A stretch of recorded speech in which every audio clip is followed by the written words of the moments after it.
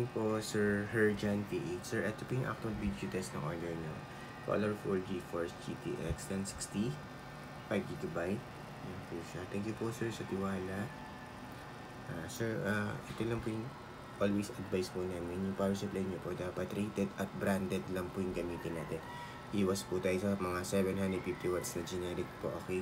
Brand nyo po yan or use pag generic po. Usually gagana naman po, kaya lang hindi po tatagal yung video card nyo. Usually ito yung isira niya. Then yung ibang computer parts. So, gamit lang po tayong rated at branded lang po na power supply. 550 watts goods na po yan para dito sa video card natin. Brands like MSI, Corsair, Seasonic, Thermaltake, Gigabyte, yung mga brands po na kilala nyo na computer parts, goods po yun. Okay? Huwag lang po yung mga generic na 750 watts. Rated at branded, 550 watts goods na po yan. Okay po, sir? Sir Herjan PH, yun lang po. Tapos ito yan, yung fan, napakatahimik lang po. May 16 power connector required siya kung nagaling sa power supply po yan. Serial number niya.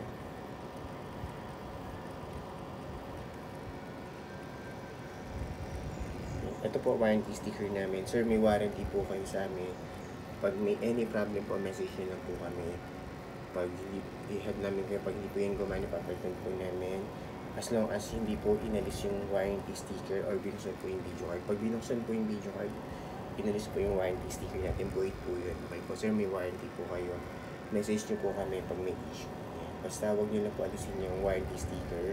Pag binuksan po, inalis yung warranty sticker, void po yung warranty, hindi po kami mag-accept ng inalis po yung warranty sticker. Lahat naman po ng sir, ganun po. Basta po, yan, pag may problem, message nyo lang po kami. Huwag nyo na po buksan yung video card. I-help naman namin po kayo. Secure naman po kayo sa amin. Kaya no need po alisin yung warranty sticker natin. Okay po, sir? Tapos, ito. Yan. Permark.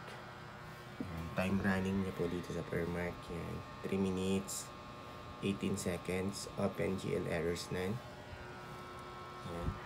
Tapos yung graph niya, tingnan niyo po, stable na stable lang, straight na straight lang siya. Yan. Ito po yung buong screen, wala pong kahit na anong issue, sir.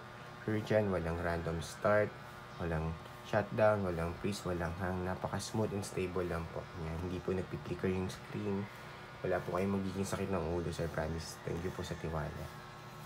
Yan. Time niya ulit, na running siya, 3 minutes, 53 seconds na po. Napaka-smooth and stable pa rin po niya, sir. Herjan PH. Okay, close ko na po itong Permark test natin. Yan po yung Permark, yung settings, nanggaran natin siya. Tapos MSI after Premiere software yan. Reading niya, yan. Yan, video card yan. Tapos full details and specs po sa GPZ yan. GPZ.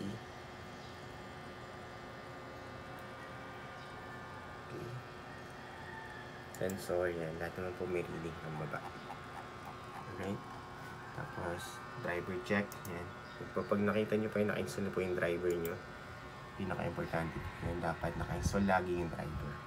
Baka magtaka kayo, naglalag, yung pala hindi po naka-install yung driver. Yan, system information ng driver yan po. Tapos open po Google Chrome for time and date checking naman po para alam nyo real time. Kaya lang po namin nire-record to yung video test before po namin i-ship out. Real time po itong test natin. 5:58 AM, Thursday, May 8, 2025. Yan po yung current date and time natin. Real time po siya, sir. Yan, may 5:55 AM na. Isa pa. Para dalawa. And Google search ulit tayo. PH time now. Yan, meron na rin naman lumabas po yan sa Google. So, pero tapos natin itong website na to. Same lang po, 5:59 AM. Alright. Pag gusto nyo po i-double check, ito po yung website para ma-check nyo kung real time po talaga or hindi.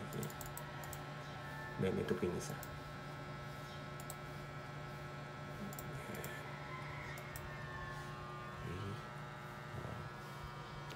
Yun lang po, sir. Herjan PH. Close ko na po ito lahat and shutdown para ma-ship out na po namin today, sir. Thank you po, sir. Tiwala po niyo sa akin.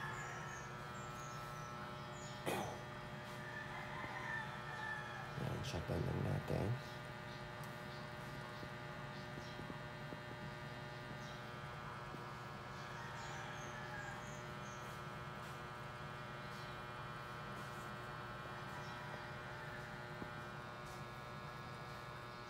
Okay.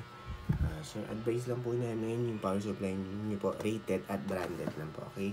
550 watts, goods na po yun. 550 watts, goods na. Basta wag lang po yung mga generic na 750 watts, okay po? Para mas tumagal po yung video card natin. Ayan. Yung fan. Yung buong buo po yan, sir. Walang putol.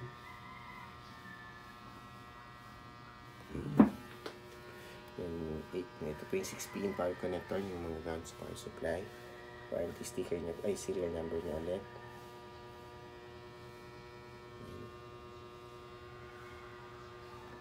Tapos, warranty sticker po namin, sir. Ulitin ko na po, bawal po alisin para hindi po ma-void yung warranty niya. Okay po, sir. Thank you po. Yun lang po, Sir Herjan PH. Bye.